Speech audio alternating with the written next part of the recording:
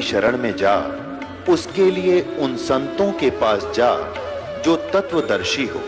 इसी प्रकार हजरत मोहम्मद को उनका अल्लाह कह रहा है कि कोई और पूर्ण परमात्मा है। उसको पाने के लिए उन तत्वदर्शी संत की तलाश कर। वो प्रभु कौन है, ये जानने के लिए कृपया अवश्य सुनिए जगत गुरु तत्वदर्शी संत रामपाल जी महाराज के अमृत वचन। नित्यानंद जी ने दीक्षा ले ली और दीक्षा लेकर के फिर उसकी पत्नी ने विरोध शुरू कर दिया। इतना विरोध कर दिया कि उसको ये डर हो जाता है इन बहनों को अज्ञान के कारण कि कहीं ये घर ना छोड़ दे। लेकिन साधु संत जो होते हैं वो घर छोड़ने की नहीं कहते और जो बुराई छोड़ कर भक्ति करने को कहते हैं।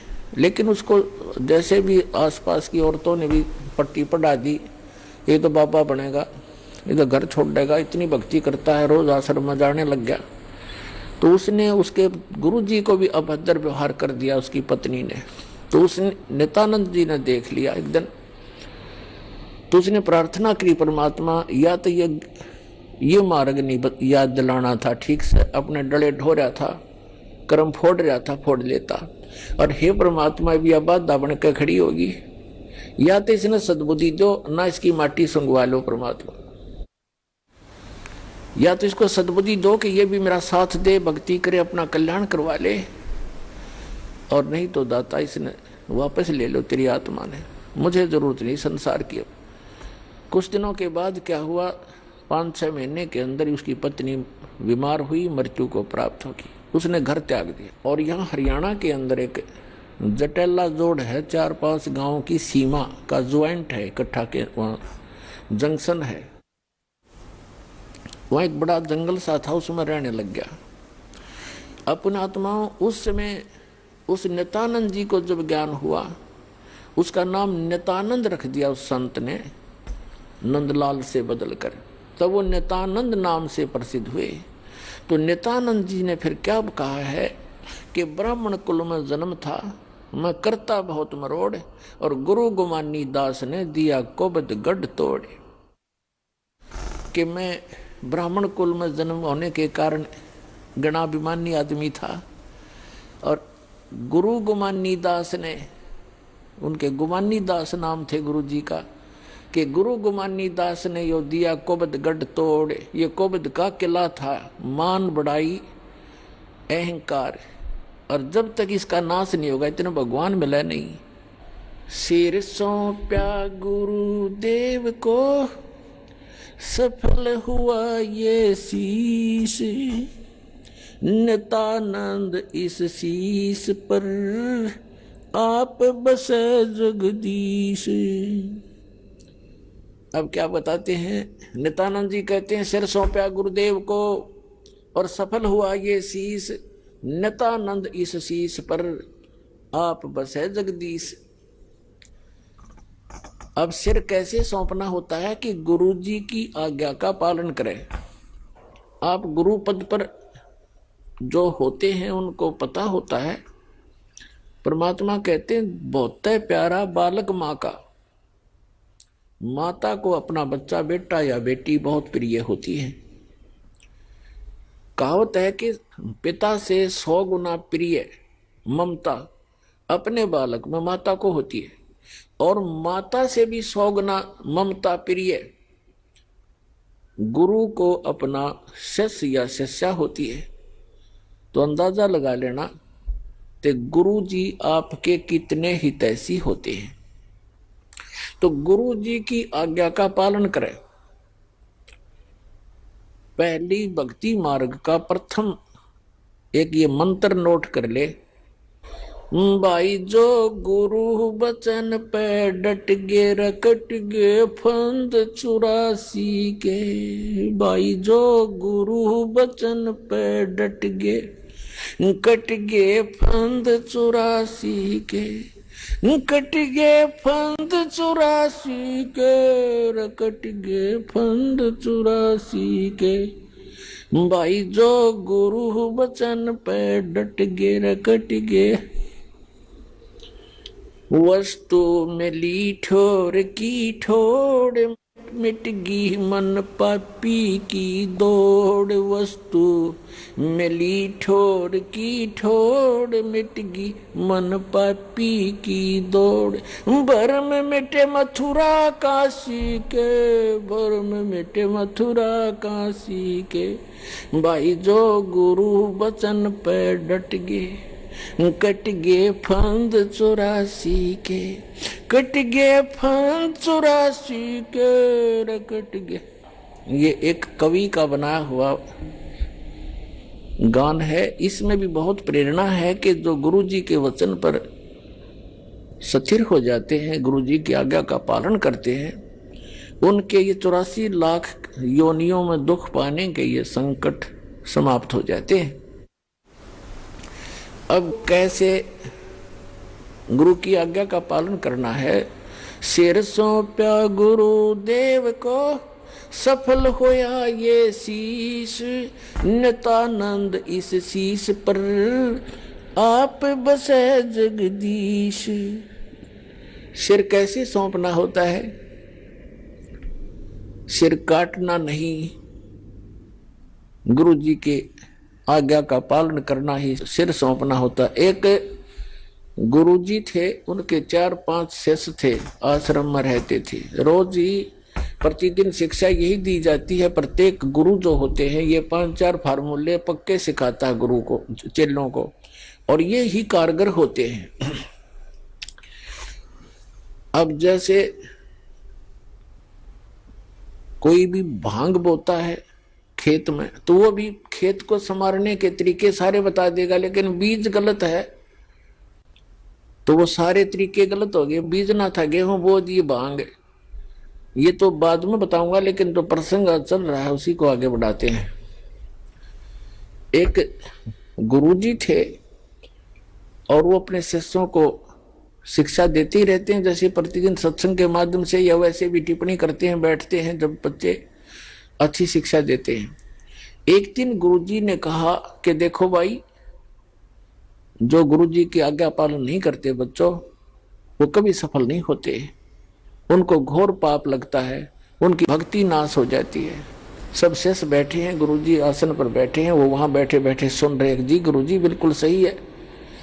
तो गुरुजी ने कहा कि मेरा एक आदेश है कि तुम मेरे सिर में अपने 5-5 जूते मारो। और ये भी शिक्षा दी जाती थी, गुरु मानुष कर जानते ते नर गए अंध, महादुखी संसार में आ गए यम के फंद। गुरु को परमात्मा के तुल्य मानना चाहिए। अब उनके सामने धर्म संकट खड़ा हो गया। गुरु जी की आज्ञा का पालन नहीं करें तो भक्ति का नाश हो गया, और गुरु जी की तरफ हाथ कर दिया तो कट जाए वो हाथ, इससे अच्छा था। तो उस गुरुदेव ने कहा, मैं क्या शिक्षा दे रहा था तुम्हारे को, बस ऐसे भक्त तो मेरी आज्ञा का पालन नहीं कर रहे। नीची गर्दन कर ली। एक खड़ा हुआ, अपना जूता निकाला, गुरुजी के पास आकर बैठ गया और अपने सिर में 5 जूते मारे, मट्टाए मट मट्टाए मट। तब गुरुजी ने कहा, भाई डंडी मत मारे, तेरे सिर में नहीं मेरे सिर में कहा था मैंने। तब उस चेले ने कहा कि गुरुदेव, इस दास का शीश भी तो आपका ही है।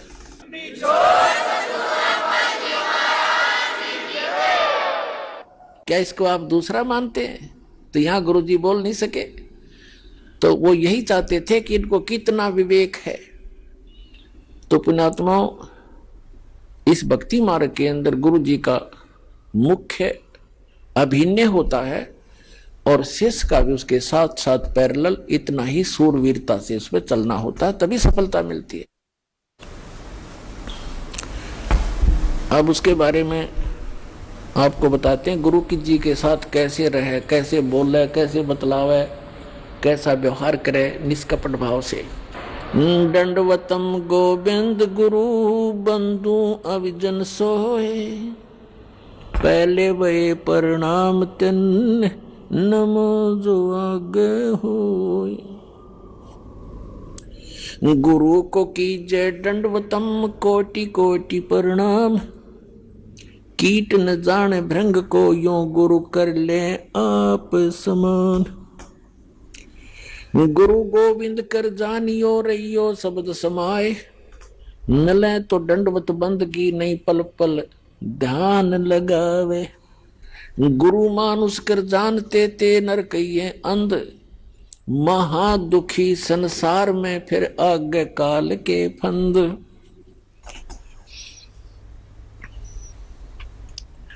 कबीरा ते नर अंध हैं गुरु को कहते और, हरि के रूठे ठोर है भाई गुरु रूठे नहीं ठोर।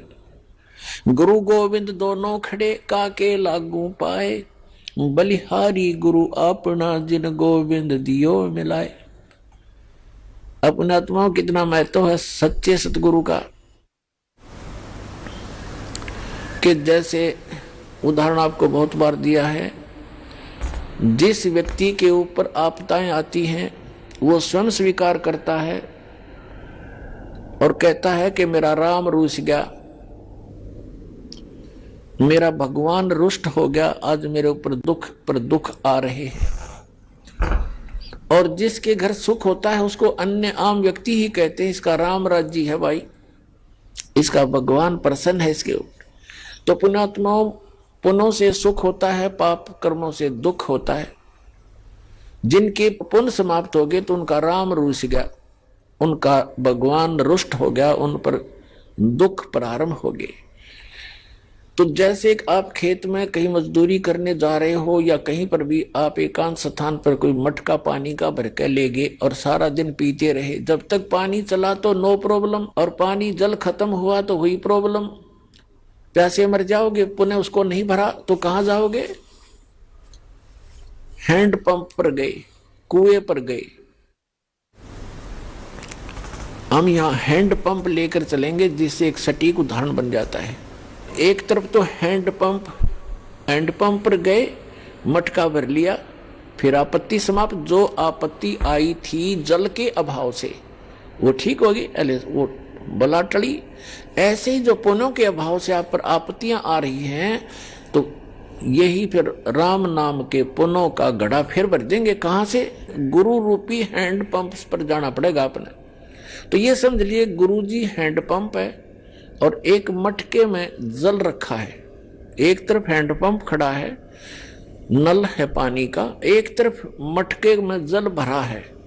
तो आपसे कोई ये कहे कि इस मटके भरा जल और एक तरफ नल, इनमें से कौन से को पसंद करोगे? तो इतना तो बेईमान होना ही पड़ेगा हमने, भाई नल चाहिए हमने, तो मटके का तो पानी शाम तक भी खत्म हो ले, और हैंडपंप मत कितने भर ले मटके तो अभी खत्म नहीं हो। तो कहते हैं वैराग नाम है त्याग का पांच पति सोमा। ये जो काम क्रोध लोभ अहंकार मोह कहते हैं, अब इनकी दिशा बदल लो। बेईमान हो तो दान करने पर हो, बेईमान हो तो ऐसा बेईमान ना करे, ऐसा लोभ करे जो भक्ति मार्ग में आपको सहयोग देवे। कर्म फोड़न का बेईमाना लोभ करना अनुचित है। तो परमात्मा कहते हैं गुरु गोविंद दोनों खड़े, मटके में जल तो समझ लो गोविंद और नल समझ लो गुरु। इन दोनों में से कहते हैं किसके लागू पाए? आप उत्तर दे रहे परमात्मा, हमारी तो इतनी बुद्धि काम भी नहीं करे। बलिहारी गुरु अपना जिन गोविंद दियो मिलाए। धन है मेरा वो गुरु, वो नल का हैंड पंप, जिसने वो राम मिला दिया, जिसके अभाव से हम दुखी हो रहे थे वो पुण्य प्राप्त करा दिए। तो पुणात्मा परमात्मा कहते हैं गुरु मानुष कर जानते ते नर कहिए अंध, महादुखी संसार में आ गए यम के फंद। गुरु गोविंद दोनों खड़े किसके लागू पाए? बलिहारी गुरु अपना जिन गोविंद दियो मिलाए। कबीर हरि के रूठ से गुरु की शरण में जा, और कह कबीर गुरु रूठ गए फिर हर नहीं होत साए। अब जैसे आपका राम रूठ गया, आपके पुण्य समाप्त हुए, गुरु मिल गए तो रोज भर लो बाल्टी, दिन में 10-10 बार। और फिर कहते हैं यदि आप जी ने हैंड पंप खराब कर दिया, उसको मिस हैंडल करके, उसकी टेक केयर ना करके, रिस्पेक्ट नहीं की, तो आपका हैंड पंप खराब हो गया, यानी गुरु रूठ गए। फिर आपको वो सुविधा बंद हो जाएंगी मिलनी जो आपको हैंड पंप से मिलनी थी। तो यहां कहते हैं कबीर हरि के रूठता गुरु की शरण में जा, कह कबीर गुरु रूठ गए तो हर नहीं होत साए। अब फिर क्या बताते हैं, गुरु से ज्ञान जो लीजिए शीस दीजिए दान, भौतिक भोंदू बह गए राख जीव अभिमान। भौतिक भोंदुक बह गए राख जीव अभिमान। जैसे नित्यानंद जी कहते हैं, ब्राह्मण कुल में जन्म था, मैं करता बहुत मरोड़, और गुरु गुमानी दास ने दिया कुबद गढ़ तोड़े। तो सत्संग के हथौड़ों से, इस वचनों के हथौड़ों से हमारे अंदर जो गंध जमा पड़ा है अभिमान का है, तो उसको तोड़ दिया जाता है सत्संग की चोट मार मार के। अब क्या अभिमान इस प्राणी का, अब चाहे कितना टीरी खा पाक रहा हो, 1 मिनट में अधरंग मार जा, बांगा मुंह हो जा, माखी लकड़र बड़े लाल पड़े टपके उस अपलातून के। क्या अभिमान इस मट्टी का, अपना पीछा छुटावे, कर्म बनावे, विनम्र होकर सत्संग में आवे। और कबीर साहब कहते हैं, ऐसी बाणी बोलिए मन का आपा खोए, और उनको शीतल करे आप भी शीतल होए। तो इसके लिए अपने अभिमान को त्याग कर दो, आप बात करोगे, देखना सामने वाला आत्मा कैसे गदगद हो जाएगी। तो एक भक्त के बोलने का, उसके चलने और बैठने का, उसके नजर और देखने का तरीका नॉर्मल होता है, और तभी वो भक्त कहता है। एक वैसे बकवादियों की तरह चल रहा है, बकवादियों की तरह चश्मे लाओ और नो टेढ़ा देखे, वो तो ढेढ़ आदमी है, भक्ति करता है चाहे ना करता है। तो सत्संग के अंदर आकर के सत्संगी कहला करके, भक्त कहला करके, उसमें भक्त वाले गुण स्वाभाविक बन जाने चाहिए, तो सत्संग से उनका ज्ञान होता है। तो क्या बताते हैं, गुरु से ज्ञान जो लीजिए शीश दीजिए दान, और भौतुक भौंदू बह गए राख जीव अभिमान। गुरु समान दाता नहीं, याचक से समान, और 3 लोक की संपदा सो गुरु दीनी दान।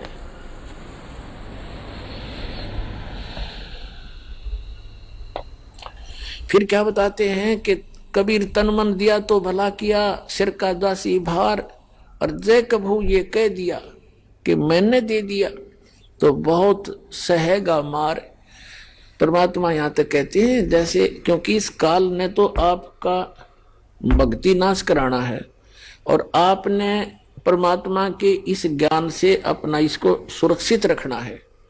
परमात्मा कहते हैं कि जैसे माता गर्भ को रख यत्न बना, और ठेस लगे तो क्षण हो तेरी ऐसे भक्ति जा। जैसे किसी बहन को, किसी माई को काफी समय के उपरांत या कभी भी गर्भ रहा हो, और उसके उपरांत वो कितनी सावधानी बरतती है उस अपने लाल को प्रफुल्लित करने के लिए, सफल करने के लिए, सुरक्षित रखने के लिए। चलते समय भी ये सोचती है कि ऊंचे नीचे पे पैर ना टिक जा, कहीं झटका ना लग जा। रात्रि के समय, सोते समय भी जब करवट बदलती है तब भी बहुत उदड़ कर पड़ती है, कहीं मेरे बालक का ठेस तो नहीं लगी। तो परमात्मा कहते हैं कि जैसे माता गर्भ को और रख यत्न बना, ठेस लगे तो क्षण हुए तेरी ऐसे भक्ति जा। जरा सा भी कोई झटका लग गया तो तेरी भक्ति ऐसे नाश हो जाएगी जैसे उस माई का गर्भ भक्ति नसावे। क्या बताते हैं कि किसी को तो सेवा का भी मान हो जाएगा, और किसी को धन का, किसी को और किसी दान का। तो पुण्यात्मा परमात्मा कहते हैं कोई भी प्रकार का यदि आप में अभिमान हुआ है तो आपका भक्ति नाशक बन गया। तन मन दिया तो भला किया, सिर का दासी भार, और जय कभी ये कह दिया कि मैंने इतना दान कर दिया तो बहुत सह सिर मार। वो दान तो नष्ट हो ही हो गया और भक्ति हीन भी हो गया। तो कैसे? पुण्यात्माओं, जब तक आप जी को ये अध्यात्म ज्ञान नहीं होगा तब तक आप सफल नहीं हो सकते। इसलिए दास का उद्देश्य रहता है कि आपको मैक्सिमम अध्यात्म ज्ञान से परिचित कराऊं, मर्यादाओं से परिचित कराऊं, और तभी आप सफल होगे, मार नहीं खाओगे। जैसे नए नए भक्त आते हैं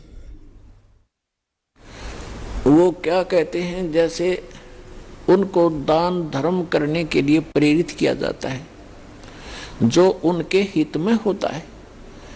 पुण्यात्माओं, एक पुराने समय में जब हमारे पूर्वजों के पुण्य अच्छे होते थे, जब कभी कोई वर्षा ना होती थी, गांव के लोग इकट्ठे होते थे और एक सामूहिक भंडारा करते थे, कलेक्शन करके सब तय, और मीठे चौड़ बनाया करते और आपे बना के आपे खाया करते, बैठ कर भगवान तरस कराया करते, न्यों क्या करते, धर्म कर दिया, राम बरसेगा, और वो वर्षा हो जाया करती थी।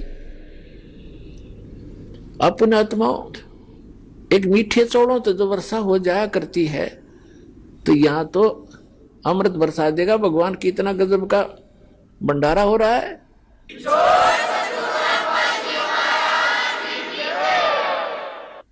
एक भक्त के साथ दो भक्त और व्यक्ति आगे, आम जैसे सत्संग में आम अलाउड करते हैं, आ जाओ भाई, आ जाओ, सत्संग भी सुन लेंगे।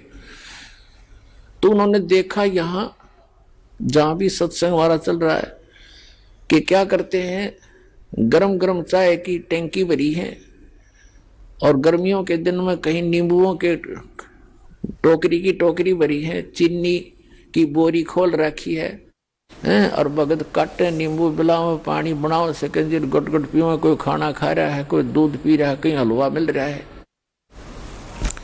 तो उन दोनों में से जो नए आए थे, उनमें से एक कहने लगा, बोला भाई गांव में न्यू कर, वहां पर राम उतर रहा है, बोला राम आ रहा है, भगवान उतर रहा है। वो दूसरा बुद्धिमान था, वो कहने लगा, रहा ऐसा धर्म जहां पर हो, ऐसा धर्म हो रहा हो, वहां तो राम ना उतर रहा हो तो उतर जा।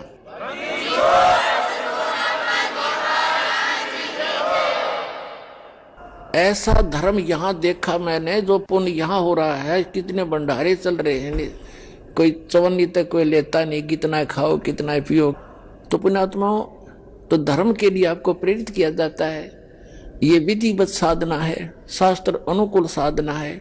यहाँ का किया हुआ पुण्य आपको बहुत गुना हो करके वापस भी मिलेगा और आपके गुड अकाउंट में लिखा जाएगा, वो अलग से। या आपको वापस जो मिलेगा, ये तो आपका यूं समझ लो ब्याज ब्याज मिलेगा, मूल धन तो आपका जमा होता रहेगा।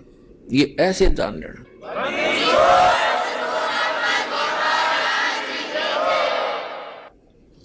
तो जैसे हम दान धर्म के लिए प्रेरित करते हैं, कहते धर्म तो धसके नहीं धसके तीनों लोक, और खैर आए तुम्हें खैर है कि जय तंपोख, धर्म का नाश नहीं होता।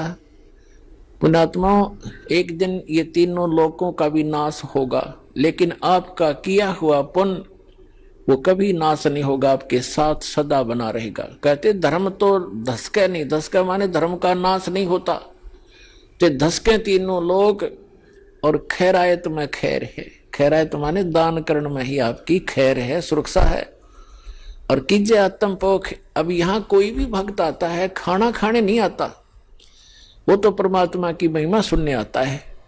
और ऐसे साधु भाव में कोई भी आवेगा, यहाँ कोई आदमी नहीं आ सकता, किसी के पास आज समय नहीं है जो वैसे यहाँ जाए। वो परमात्मा की एक प्यारी आत्मा आता है, चाहे उसने वो नाम नहीं भी लिया है, ना लेना चाहता, यहाँ आने वाला व्यक्ति उस परमात्मा का एक वीआईपी समझ लो, उस भगवान की एक प्यारी आत्मा है। कुछ दिनों में समझ में आ जाएगी, उसका नाम भी ले लेगा। तो यहाँ भगत भगवान के लिए आया है, ना कि खाने के लिए। और ऐसे भगत को यहाँ खाना खिलाना, उसको भोजन में सहयोग देना भंडारे में, इसके पुण्य की कोई गिनती नहीं।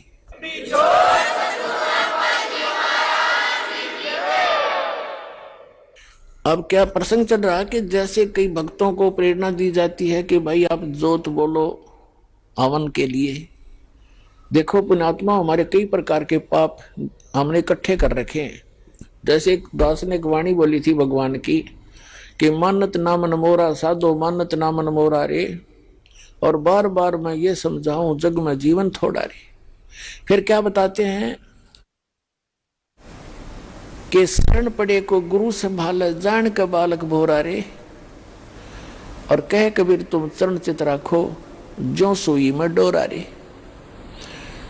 जैसे कोई बालक छोटा सा होता है, 5-4 महीने का, 7-8 महीने का, 9 महीने का बच्चा, वो पालने में सुला रखा होता, माता काम लग जाती है अपने घर के काम में। वो उसको उठाती है और नवाती है, खूब साफ करती है, उसके कपड़े धोती है, नए कपड़े पहनाती है, फिर लाड करती है, सीने से लगाती है। उसको मालूम है कि बालक है, इसको पता नहीं, इस अनजान है ये, तो उसको बुरा नहीं लगता। माता को पता है, सब पता नहीं। तो इसी प्रकार आप जब यहां आए हो, इस कलयुग में पहुंच चुके हो, आप इतने पाप कर्मों से सन गए हो और आपको पता नहीं कितने पाप कर लिए, जैसे उस बालक ने कर लिए, उसको पता ही नहीं तू ये क्या कर रहा है। तो ऐसे अबोध जानता है भगवान आपको, ये सत्कर्म मान लो।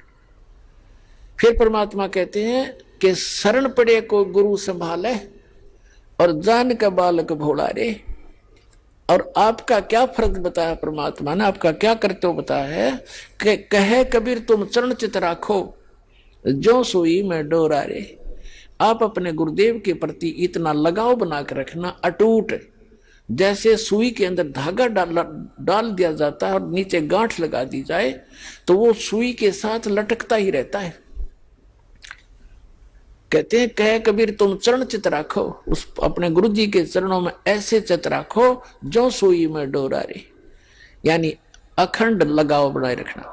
तो आप जी के जो पापों को ऐसे धोएगा गुरु जी इस सत्संग रूपी जल से, और फिर आपको भक्ति से चार्ज करेगा, दूध पिलाएगा। अपने आत्माओं आपको कंपलसरी कर रखा है कि 4 महीने के अंदर आपने आना ही पड़ेगा जो भारतवर्ष में रह रहा है। किस लिए कहा गया है? ये बच्चे हैं, आप अपने बच्चों को एक रोजी रोटी के लिए पढ़ाते हो कि मेरा बेटा या बेटी पढ़ के कोई शिक्षा ग्रहण करके ये कोई ऊंच पोस्ट प्राप्त कर ले या अपना धंधा ठीक कर लेगा। उसको 16 वर्ष का समय, 15 वर्ष, 20-20 वर्ष का समय दे देते हो, बेटा और ट्रेनिंग कर ले, फलाना कर ले, बढ़िया रोजगार हो जाएगा। और आत्म कल्याण के लिए आपके पास क्या 365 में तो 30 दिन भी नहीं मिलते, तो फिर कैसी भक्ति करोगे? किसा तुम फिर ड्रामा, फिर तो ड्रामेबाजी है। तो कहने का भाव ये है कि आप जी को इसलिए बुलाया जाता है कि यहां आने से आपको घना पुण्य मिलेगा। आपकी आत्मा को ऐसे परिपूर्ण कर दिया जाता है जैसे बच्चा छोटा सा गली में खेल रहा होता है, माता को पता है कि खेल में व्यस्त है और समय पर आहार इसको नहीं कराऊंगी तो ये दुर्बल हो जाएगा, बीमार भी हो सकता, रोगी भी हो सकता है। वो खेल रहा होता है अपने बच्चों में, भाई बहनों में बाहर, और व्यस्त होता है। माता उसको उठा के लाती है कि चल दूध पी ले, वो रोता भी है, वह घसीट कर लाती है कि ना चलना पड़ेगा चल, उसको दूध पिला देती है, फिर छोड़ देती है। वो तो दूध पीता पीता भी समझा कि छोड़ दे माँ, भाग लू मैं। माँ को पता है कि इसमें मैंने पाइया दूध डाल दिया, इब कितना खेल ले हो, शाम में फिर डाल दूंगी। तो पुण्यात्माओं, ये दास चाहता है कि आपको यहाँ दूध के गिलास पिला दूं और फिर तुम खेल आइयो संसार में और फिर आ जाना।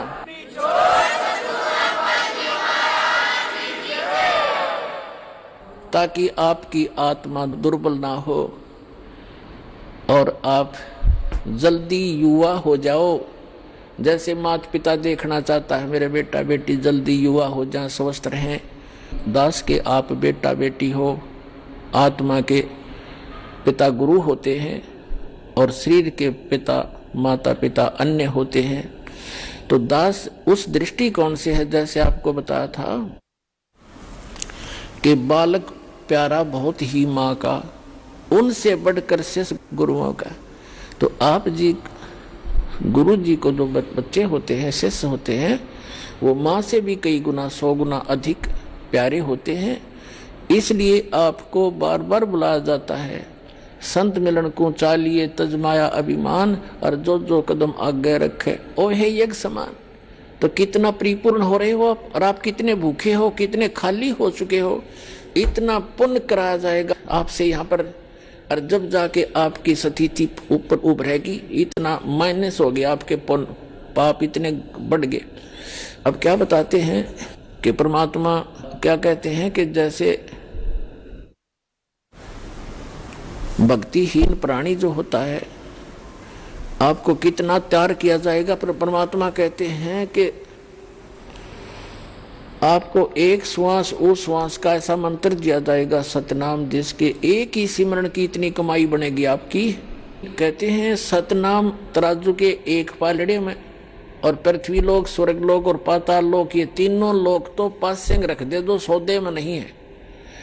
इससे हटकर इस ब्रह्मांड के अंदर जो 14 लोक हैं, विष्णु जी का लोक, शिव जी का लोक, इंद्र का लोक और शंकर जी का लोक, दुर्गा का लोक, और ऊपर ब्रह्मलोक, और उस ब्रह्मलोक के अंदर और धर्मराय का लोक, ऐसे एक इंद्र का अलग से लोक है, एक कॉमन स्वर्ग है।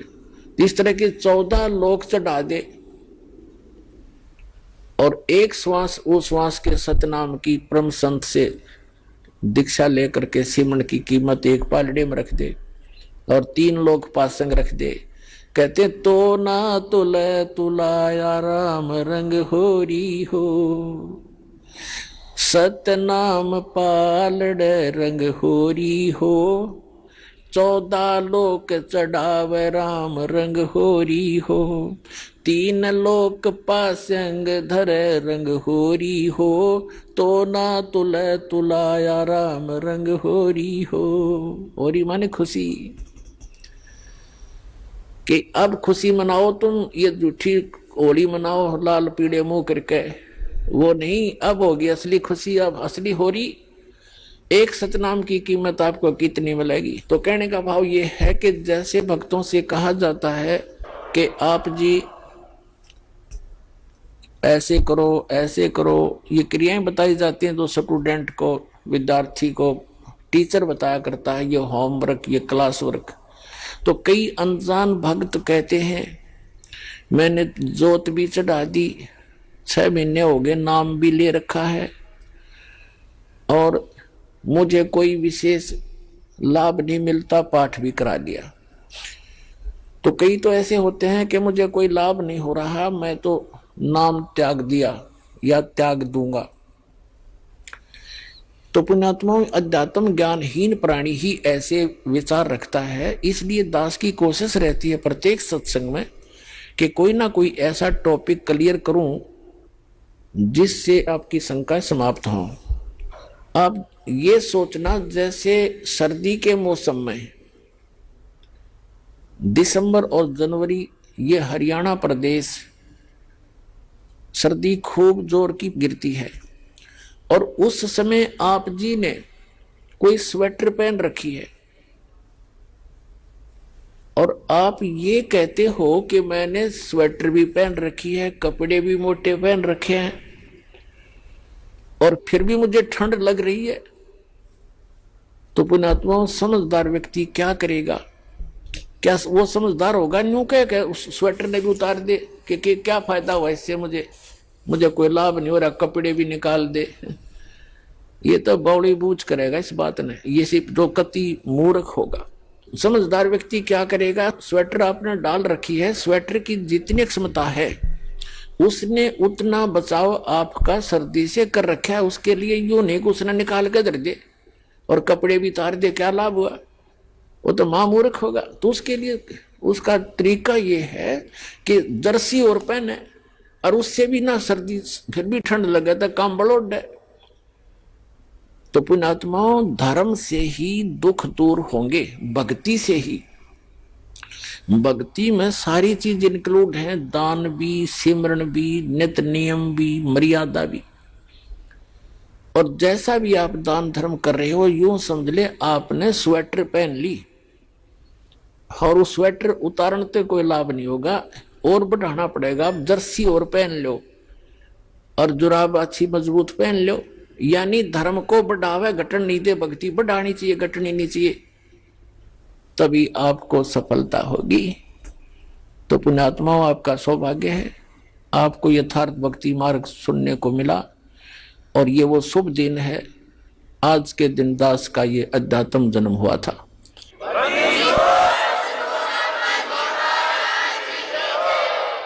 दास के लिए तो ये एक सौभाग्य है दास का कि मुझे इस दिन भगवान मिले। आपके लिए भी वरदान सिद्ध हो गया ये दिन कि आप तक भी परमात्मा का विज्ञान पहुंचा और आपको सही मार्ग मिला। इस पर डटे रहना, लगे रहना, औरों को भी समझाना। बोलो सतगुरुदेव की।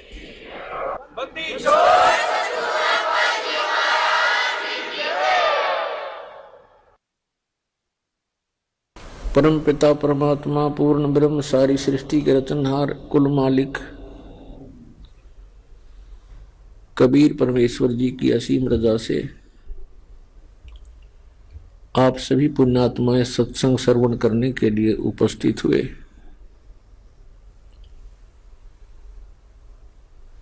धन भाग हैं आप और धन है आपके माता पिता जिनसे जन्म हुआ। ये इस मनुष्य जीवन का वो सबसे उत्तम समय है कि हम इस मनुष्य जीवन के लक्ष्य को पूरा कर सकते हैं। और पुण्यात्माओं, आज का जो समागम, ये 3 दिन का समागम था जो आज संपन्न होने जा रहा है, ये एक विशेष उपलक्ष्य है इसका। वैसे तो सत्संग सभी श्रेष्ठ होते हैं, लेकिन कुछ ऐसे अवसर होते हैं जो जीवन में युगों पर्यंत ही उपलब्ध होते हैं। परमात्मा ने कहा है कि माता पिता मिल जाएंगे, माता पिता मिल जाएंगे 184 माँ, सतगुरु सेवा और बंदगी भाई फेर मिलन की ना। जिस भी वर्ण में, जिस भी योनि में हमारा जन्म होगा, पशु बनेंगे वहां माता पिता मिल जाएंगे, ऐसी ही ममता होगी। पक्षी बनेंगे वहां भी हमें माता पिता मिल जाएंगे। मानव शरीर प्राप्त होगा तो भी माता पिता मिल जाएंगे। लेकिन जिस मानव शरीर में परमात्मा मिल सकता है, तो वो परमात्मा मानव शरीर में ही प्राप्त हो सकता है। उसके लिए बताया है कि अन्य प्राणियों के शरीरों में माता पिता तो आपको जौके तो मिल जाएंगे, लेकिन आपने तो भक्ति कर सकते और सतगुरु की सेवा नहीं मिल सकती। माता पिता मिल जाएंगे 184 माँ, 83 लाख प्रकार के ये अन्य प्राणियों के शरीर हैं। कहते हैं इनमें भी माता पिता मिल जाएंगे, लेकिन उनमें ना सतगुरु मिल सकते और ना ये भक्ति मिल सकती। तो पुण्यात्माओं, आज आपको मानव शरीर प्राप्त है और सतगुरु भी प्राप्त है, क्योंकि आप जी बालक हो। बच्चे को पता नहीं होता कि तुम जो स्टडी कर रहे हो उद्देश्य से, तो वो बच्चे यही लेकर चलते हैं कि हम इंजीनियर बनेंगे, डॉक्टर बनेंगे। टारगेट तो उनका होता है, प्रवेश भी प्राप्त कर लेते हैं, लेकिन उनको जब वो सफलता मिल जाती है उसके बाद उसकी उपलब्धि प्राप्त होती है। लेकिन टीचर को पता होता है कि ये बच्चे कितने अच्छी तरह पढ़ रहे हैं, प्रत्येक कार्य को ठीक से करके आ रहे हैं, इनका भविष्य उज्जवल है। तो उनमें से वो भक्त हैं जो लगन के साथ लगे हुए हैं, सच्ची श्रद्धा से, और परमात्मा की प्रत्येक मर्यादा में रहकर चल रहे हैं। तो पुण्यात्माओं, मानुष जीवन दुर्लभ है, ये मिले न बारंबार, और जैसे तरवर से पत्ता टूट गिरे वो फिर नहीं लगता डार। आप ऐसे भयंकर लोक में रह रहे हो और आप जी कि बस की बात नहीं है। काल भगवान ने ये सुनियोजित तरीके से हम सभी को यहां जकड़ रखा है। यहां पर प्रत्येक प्राणी विवश है, एक दूसरे में मोह, संपत्ति में मोह, ये जीव के बस का नहीं, ये न त्याग सके, क्योंकि ये जितना प्रबल बता रखा है। फिर इसका विकल्प परमात्मा ने आके बताया है कि जो मैं ज्ञान बताऊं और जो साधना विधि तुम्हें बताऊं उस पर लगन से लग जाना, और फिर परमात्मा का काम शुरू होता है। वो अपने आप आपको जो सत भक्ति कर रहा होगा, मर्यादा में रह रहा होगा, उसको आसानी से इस काल के बंधन से छुटवा ले जाएंगे। अब हमारे साथ क्या बन गई, जैसे अब देखो प्रत्येक प्राणी को ये ज्ञान हो गया है कि हम गलत स्थान पर हैं, और यदि हम इसी तरह इन्हीं आशाओं को लेकर जीते रहे तो हम यहीं फंसे भी रह जाएंगे, और हम इन बंधनों से छूटने की चेष्टा भी कर रहे हैं। और अभक्त हैं जो भी हैं परमात्मा के ज्ञान से परिचित हो जाते हैं, तो उनके साथ कैसे बनता है। कहते हैं जैसे ये बंदर पकड़ने वाले क्या करते हैं, इस काल भगवान ने हमारे साथ ऐसे कर रखा है। ये बंदर पकड़ने वाले क्या करते हैं, एक ऐसा एक बर्तन रखते हैं स्टील का जैसा भी, जिसका ऊपर से मुंह बहुत तंग होता है, जैसे सुराही सी होती है, और उनको मिट्टी में गाड़ देता है जमीन में, और उनके आसपास कुछ रोटी के टुकड़े या दाने, कनक बिखेर देता है, चने, और ऐसी छोटे छोटे कई गाड़ देता है वो पात्र, सुराही सी लोहे की, और उनके अंदर अच्छे गेहूं चने ज्यादा डाल देता है। अब बंदर आते हैं, उन बाहर के दानों को देखकर उनको खाने लगते हैं, फिर झांक कर देखते हैं। वो क्या देखते हैं कि उस सुराही के अंदर बहुत ज्यादा, उस जार के अंदर बहुत ज्यादा चने पड़े हैं।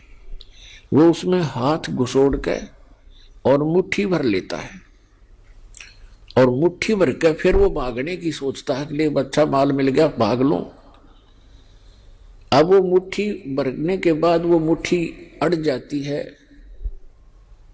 उसके मुंह के अंदर, सुराही के जार के मुंह में फंस जाता हाथ उसका। अब उसमें इतनी अकल नहीं कि इसने मुट्ठी खोल दूं, जान बच जा। वो मुट्ठी भी नहीं खोलता है और चिल्लाता है, बुरी तरह चिल्लाना शुरू कर देता है, और मुट्ठी को खोलता नहीं और जकड़े ही रखता है। तो पुण्यात्माओं, हमारे साथ ऐसी बन गई या बंदर वाली मुट्ठी हमने आप पर जकड़ रखी है। ये मेरा बेटा है या मेरी बेटी है, ये कार मेरी है या कोठी मेरी है। अब परमात्मा आके याद दिलाते हैं कि ना बेटा तेरा है, ना बेटी तेरी है, ना ये कार तेरी है, ना कोठी तेरी है। क्या बताते हैं, काया तेरी है नहीं, ये माया कहां से हो जब तेरा शरीर ही नहीं है। हर माया को अपनी कहे, ये माया है राम की, अपनी कहे गंवार, जमपुर धक्के खावेगा, नाहक बहे बेगार। फिर क्या बताते हैं, नंगा आया जगत में और नंगा ही तू जावे, और बीच में ख्वाबी ख्याल है ये मन माया भरमावे। अब उस बंदर वाली मुट्ठी को हम खूब जकड़े बैठे हैं। और ये हमसे छूट भी नहीं सकती, चाहे कितनी बात बनावे जीव, क्योंकि हमारी बुद्धि इतनी ही सीमित कर रखी है। आपके और हमारे बस की ये बात नहीं है। इसके लिए परमात्मा ने इसका विकल्प बताया है। जैसे वो बंदर फंस चुका था और शिकारी को पता था, बंदर पकड़ने वाले को, कि अब ये कहीं नहीं जाएगा, ये मूर्ख फंसा रहेगा, आराम से बैठा रहता वो। और दूसरी स्थानों पर उसने कई जगह पर ऐसा कर रखा होता है, जाल फैला रखा होता है। तो उसी समय एक व्यक्ति आया, उसने देखा कि एक बंदर ये फंस गया, मूर्ख। बोला, हाथ मुट्ठी छोड़ता नहीं, मुट्ठी खोल लेगा नहीं तो किसी प्रकार भी नहीं निकला है। और मुट्ठी छुड़वाने की चेष्टा करे, मन माने बुड़का भर ले, काट ले मुंह ते। तो हमारी ऐसी दशा होगी, किसी को नो समझावे कि ये जिस संपत्ति और संतान को तू अपना मानने बैठा है, भगत ये तेरी नहीं है, इसके साथ साथ तू परमात्मा को याद कर। तो हमने खूब देखा है, हम ऐसे स्थान में जन्मे थे, वो क्या कहा करते कि भगवान के खान ने देगा, अपना करके खाना होता है, भगवान के ले रहा है। ऐसी तरह के भी लोग हमने देखे, क्योंकि ज्ञान ना होने से हम ये भाषा बोलेंगे फिर। तो उसने क्या किया उस व्यक्ति ने कि ये बोला व्यक्ति, ये बोला बंदर फंस गया और ये शिकारी इसको बेचेगा, फिर कोई इसका दुरुपयोग करेगा, इसको फिर इसके साथ जो है ना अपना रोजी रोटी ले जाते हैं, गाँव में शहरों में बंदर का तमाशा दिखाते हैं, खेल दिखाते हैं, ऐसे जीव को दुखी करेगा। तो पुण्यात्मा उसने क्या किया, जैसे वो बंदर मुट्ठी फंसाए बैठा था, उसके हाथ की रेंज से दूसरे हाथ की रेंज से थोड़ी सी दूरी पर केला डाल दिया, एक केला। अब बंदर ने सोचा केला और उठा ले, और थोड़ा दूरी पर था नू, और उधर से मुट्ठी में फंस रही उसमें। अब केला ठाने की जब चेष्टा करने लगा, उसका हाथ से ध्यान हट गया, वो चने निकल गए खड़दे ही नीचे ने, उसका हाथ निकल गया, वो केला ठा के भाग गया। जान बची, बढ़िया चीज मिली। तो परमात्मा ने हमारे को राम नाम का केला दे दिया, इसने ठा के भाग जावांगे, हमारा बस किया मुट्ठी छोड़नी को ना। पुण्यात्मा, ये मानुष जन्म कितना दुर्लभ है, और मनुष्य जीवन के अंदर फिर सतगुरु मिलना ये अति दुर्लभ है। श्रीमद् भगवत गीता अध्याय नंबर 7 के श्लोक नंबर 12 से लेकर 15 तक गीता ज्ञानदाता कहता है कि जो तीनों गुणों की भक्ति करते हैं, रजगुण ब्रह्मा, सतगुण विष्णु, तम गुण शिव जी, इस त्रिगुणमयी माया के द्वारा जिनका ज्ञान हरा जा चुका है, वो मेरी भक्ति भी नहीं करते। उनके बारे में कहा है कि राक्षस स्वभाव को धारण किए हुए मनुष्यों में नीच दूषित कर्म करने वाले मूर्ख मेरी साधना भी नहीं करते। ये कौन बोल रहा है? श्रीमद् भगवत गीता का ज्ञान ये काल बोल रहा है, ये ब्रह्म बोल रहा है, ये सरपुरुष बोल रहा है, और श्री कृष्ण के शरीर में प्रवेश करके बोल रहा है प्रेतवत।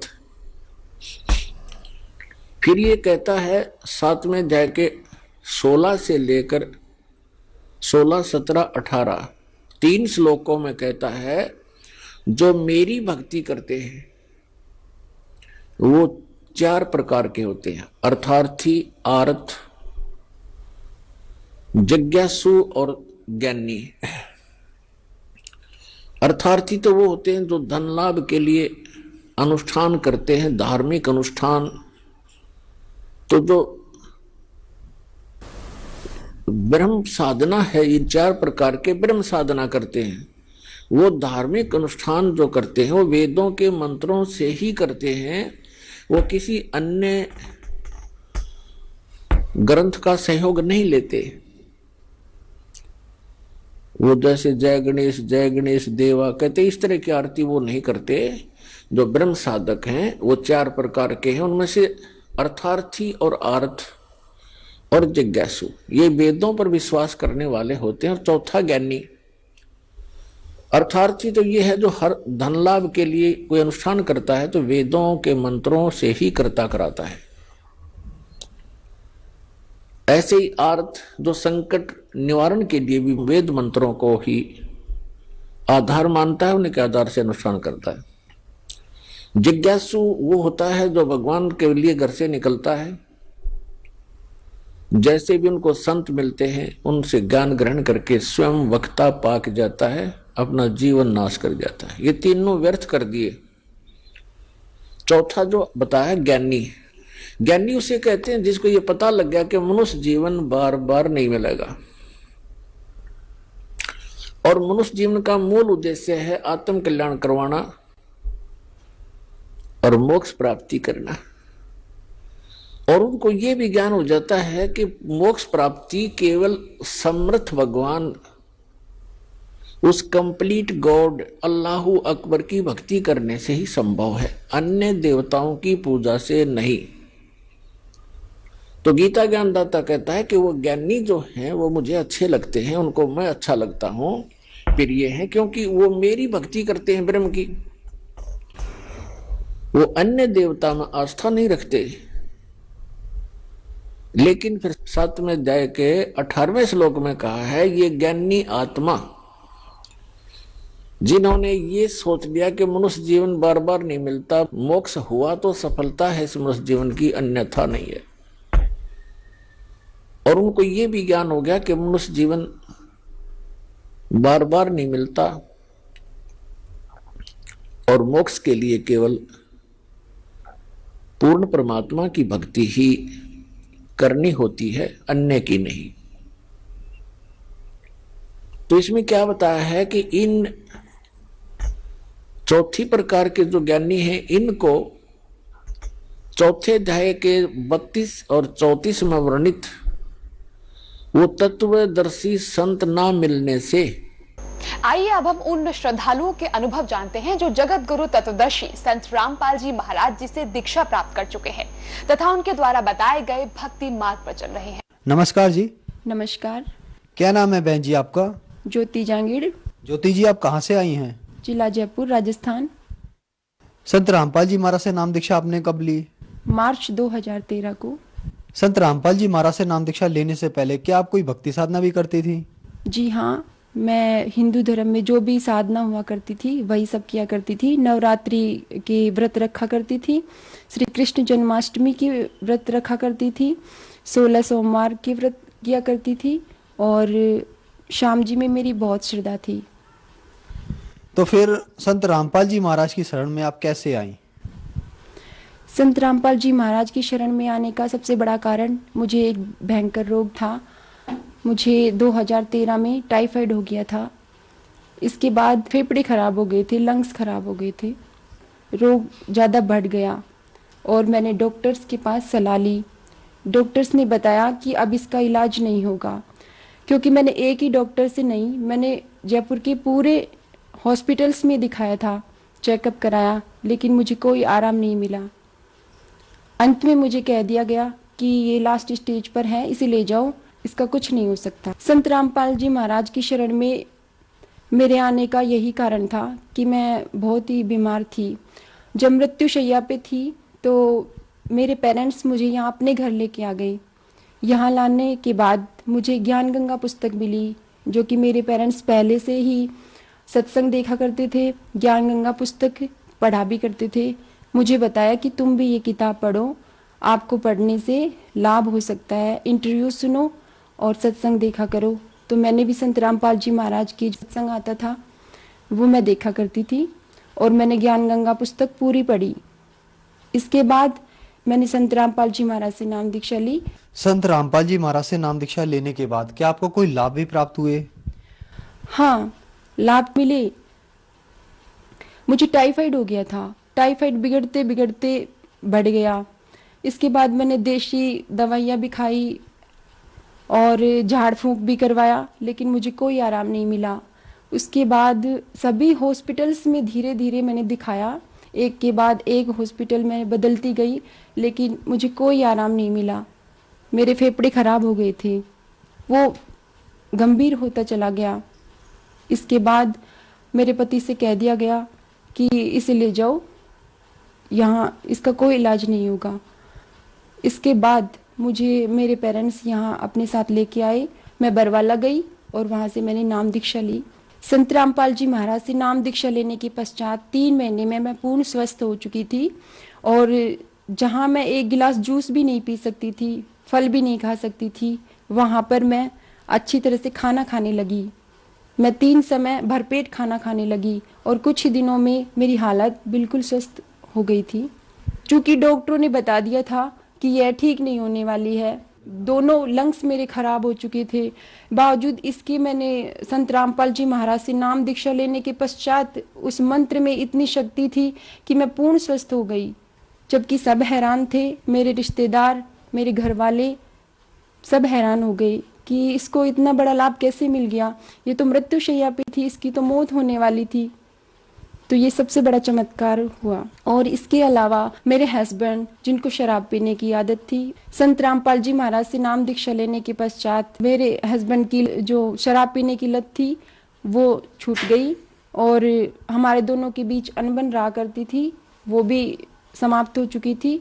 हम आर्थिक तंगी से भी गुजर रहे थे, वो भी धीरे धीरे समाप्त हो गई। तो जो श्रद्धालु आज आपको देख रहे हैं और कुछ लोग ऐसे हैं जो उम्मीद खो चुके हैं कि वो अब ठीक नहीं हो सकते, बीमार हैं, उनके लिए आप क्या कहना चाहेंगे? उनके लिए मैं ये कहना चाहूंगी कि आप निराश मत हो। आप संत रामपाल जी महाराज से नाम दीक्षा लो और उनके बताए हुए मंत्रों का जाप करो, उनके बताए हुए नियमों का पालन करो, फिर आप पूर्ण रूप से स्वस्थ हो सकते हैं। क्योंकि हमारे बहुत से भाई बहन भारी रोग से ग्रस्त थे, कोई कैंसर से, किसी की किडनियां फेल थी, किसी के लंग्स खराब हो चुके थे, सभी को लाभ मिला, सभी स्वस्थ हुए हैं। संत रामपाल जी महाराज से नाम दीक्षा कैसे ले सकते हैं? संत रामपाल जी महाराज से नाम दीक्षा लेने के लिए उनके सत्संगों का प्रसारण होता है दोपहर श्रद्धा चैनल पर 2 बजे।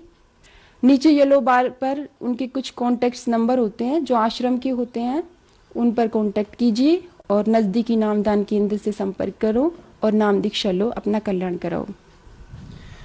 धन्यवाद जी। नमस्कार।